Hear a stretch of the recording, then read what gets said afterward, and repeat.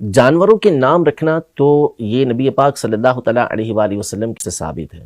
حضور پاک صلی اللہ تعالیٰ علیہ وسلم کے پاس جو اونٹنیاں تھیں ان کے بھی نام تھے۔ اسوا اونٹنی آپ علیہ السلام کی تھی، اور ادبا تھی آپ علیہ السلام کی اونٹنی۔ اسی طرح آپ علیہ السلام کے پاس جو مختلف گھوڑے تھے ان کے بھی نام نبی پاک صلی اللہ علیہ وسلم نے رکھے۔ آپ کے پاس جو خچر تھے ان کے نام بھی نبی پاک صلی اللہ علیہ وسلم نے رکھے۔ بکریاں نبی پاک صلی اللہ علیہ وسلم کے پاس تھیں، ان کے بھی نام سیرت کی کتب کے اندر موجود ہیں۔ جیسے جو خچر تھا اس کا نام دلدل، بکریاں بہت ساری تھیں، اس میں سے ایک کا نام غوثہ بھی ذکر کیا گیا ہے۔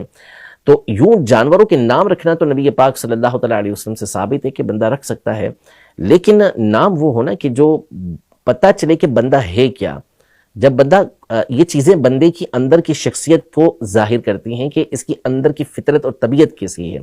اب عجیب و غریب قسم کے نام رکھ دینا، فلم ایکٹرس کے نام کے اوپر نام رکھ دینا، بدکاروں کے ناموں کے اوپر نام رکھ دینا، برے نام رکھ دینا، تو یہ پتہ چلتا ہے کہ پھر آپ کی طبیعت کیسی ہے۔